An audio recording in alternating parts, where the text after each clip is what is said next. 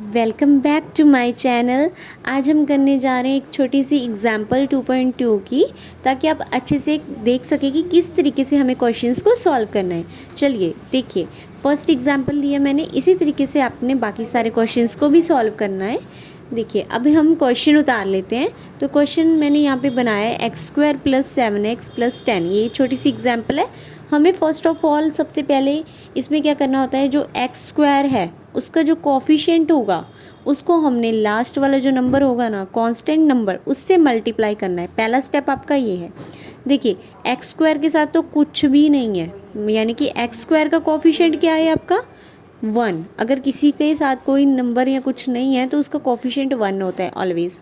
तो यहाँ आप 1 को 10 से मल्टीप्लाई करोगे तो आपका आंसर आएगा 10। अब जो आपका आंसर आता है ना, जैसे कि मल्टीप्लाई करने के बाद जो आपका आंसर आया है 10, हम उसके यहाँ पे प्राइम फैक्टर करेंगे। तो अभी आप देखो प्राइम फैक्टर कैसे करते हैं। छोटे टेबल से स्टार्ट करेंगे। 2 के टेबल पे 10 5 पे आया, और 5 5 के टेबल पे आया 1 पे। तो यहाँ पे दो फैक्टर आए हमारे पास, 2 और 5। तो इन्हीं दोनों को यूज़ करके हमने जो सेंटर वाला टर्म है ना हमारी 7x, उसको रिप्लेस करना है 7x को इन दो फैक्टर्स का यूज़ करके। अब आप देखिए जो हमारे फैक्टर आए हैं 2 और 5, उसके साथ हम क्या करें कि हमारा 7 आ जाए। 2 को 5 के साथ प्लस करें या माइनस करें कि हमारा 7 आ जाए। ये तो बहुत इजी एग्जाम्पल है, आप समझ जाओगे। 2 को अगर हम 5 के साथ प्लस कर देंगे तो हमारा 7 आ जाएगा। यानी कि अगर मैं चाहे 7x लिखूं, चाहे मैं 2 + 5 लिखूं, एक ही बात है, क्योंकि दोनों ही एक दूसरे के इक्वल हैं। ठीक है, तो अभी हम 7x की जगह लिखेंगे 2 + 5। साथ में 7 के साथ वेरिएबल है x, इसलिए हमने 2 के साथ भी x को लिखना पड़ेगा और 5 के साथ भी x को लिखना पड़ेगा। ठीक है, इसका कोई इशू नहीं है कि आप 2 पहले लिखोगे या 5 पहले लिखोगे, उसका कोई इशू नहीं होता। ठीक है, आप उसको किसी भी तरीके से लिख सकते हो, चाहे 5 पहले लिख लो चाहे 2, वो आप क्वेश्चन के अकॉर्डिंग भी लिख सकते हो। अगर आपका फर्स्ट जो टर्म है ना, अगर वहाँ पे कहीं 2 आपको दिख रहा है तो आप वहाँ पे लिख सकते हो पहले 2। ठीक है, ताकि कॉमन कुछ मिल जाए।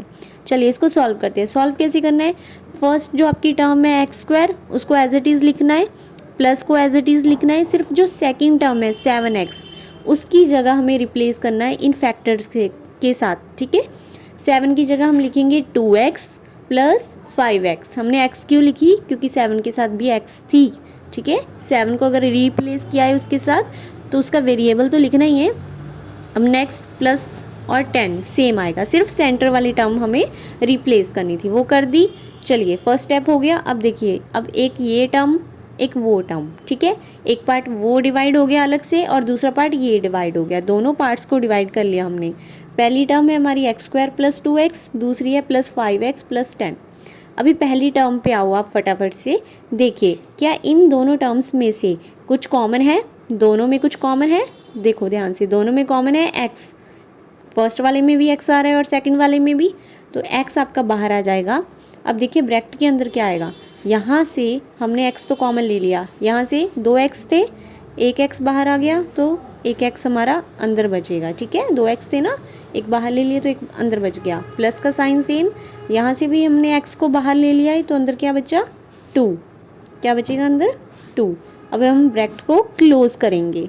नेक्स्ट हमारा आप देखिए प्लस का साइन है तो प्लस का साइन लगाएंगे, उधर भी प्लस का साइन था इसलिए यहाँ पे प्लस आया। अगर वहाँ पे प्लस माइनस होता तो यहाँ पे प्लस माइनस माइनस आता। अब इन दोनों में से देखिए कौन सा कॉमन है, देखिए इन दोनों में क्या कुछ कॉमन है। आप ध्यान से देखिए 5 और 10 में कुछ कॉमन नहीं है, बट आप एक चीज़ नोटिस करो, 5 और 10 किसके टेबल में आते हैं, किसी एक टेबल में। 5 के टेबल में 5 भी आता है 10 भी आता है, तो 5 यहाँ पे कॉमन आ जाएगा आपका। ठीक है, अब देखिए अब हम डिवाइड करेंगे। 5 को 5x से डिवाइड किया, सिर्फ x आएगा क्योंकि 1 की वैल्यू नहीं होती। 5 5 ज़ा 1 होता है, 1 हम नहीं लिखते।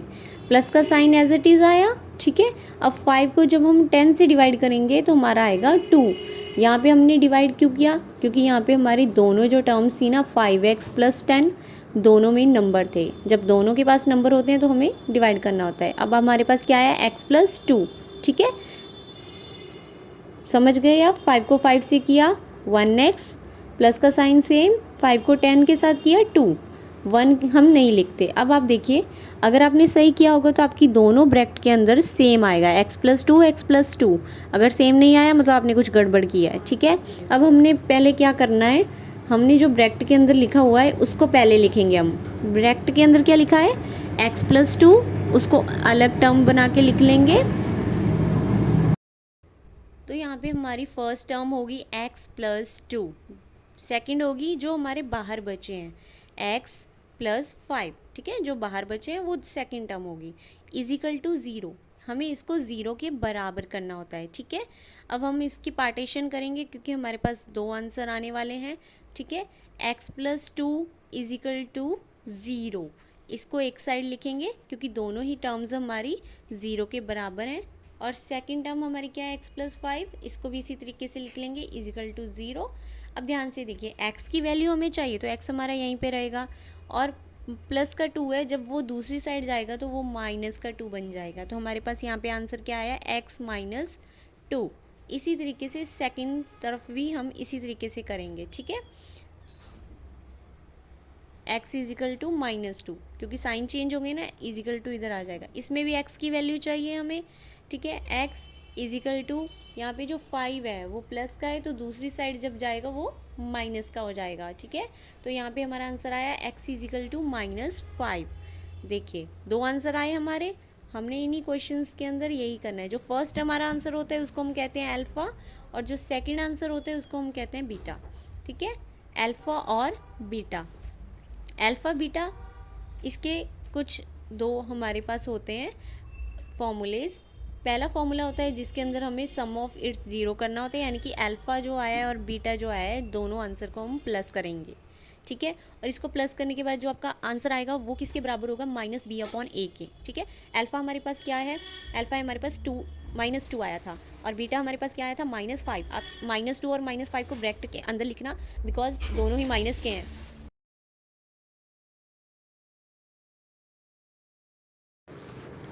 ठीक है।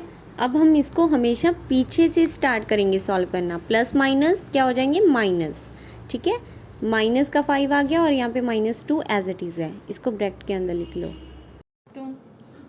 अभी देखिए यहाँ पे माइनस क्यों आया था, फिर से बता देती हूँ, क्योंकि यहाँ पे प्लस है और यहाँ पे 5 माइनस का है, प्लस माइनस माइनस, पीछे से आप स्टार्ट करेंगे सॉल्व करना है, ठीक है। इसलिए प्लस माइनस माइनस, यहाँ पे माइनस आया, बाकी एज इट इज़ आया, ठीक है।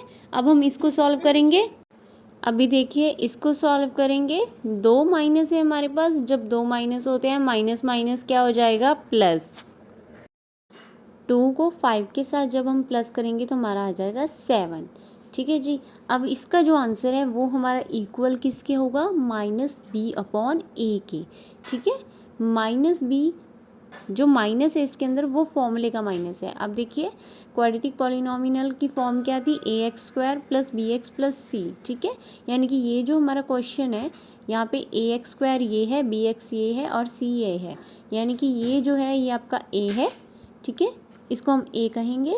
और जो आपका ये है x का कोफिशेंट, ये होगा आपका b, और जो लास्ट में कांस्टेंट होगा ये आपका c होगा। ये ध्यान रखना, फर्स्ट वाली टर्म a होती है और सेकंड x की जो कोफिशेंट होता है उसको b कहते हैं, और जो कांस्टेंट होता है वो c होता है हमारा, ठीक है। तो माइनस का तो माइनस वहाँ पे आ जाएगा हमारे फॉर्मूले के अंदर, बट वहाँ पे क्या है, b है, तो b क्या है हमारे क्वेश्चन के अंदर, ध्यान से देखिए, x का कोफिशेंट क्या है हमारे पास, 7, तो यहाँ पे आया 7, ठीक है।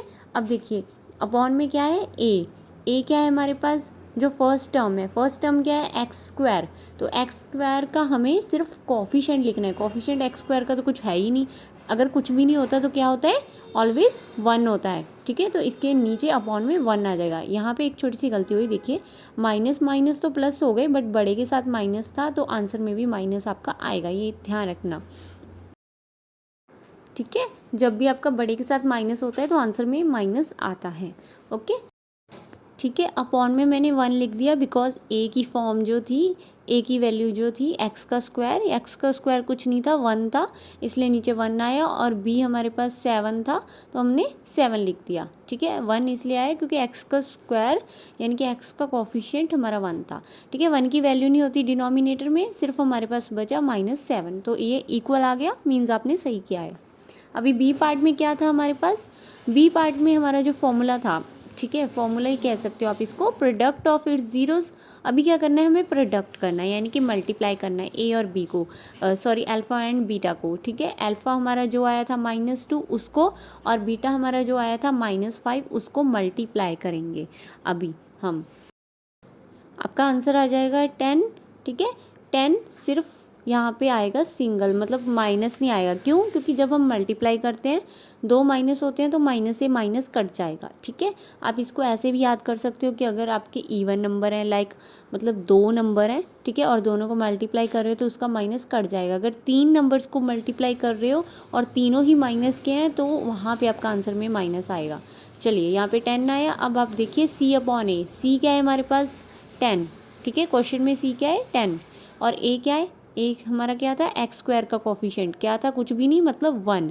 तो यहाँ पे 10/1 आया, 1 डिनोमिनेटर में, उसकी कोई वैल्यू नहीं, तो मीन्स आपका आंसर यहाँ पे सिर्फ बचा 10, ठीक है। तो दोनों ही आंसर इक्वल आ गए, मीन्स आपका ये सही है। इसी तरीके से हम 2.2 के बाकी सारे क्वेश्चंस करेंगे। ये जस्ट एग्जांपल थी आपको समझाने के लिए।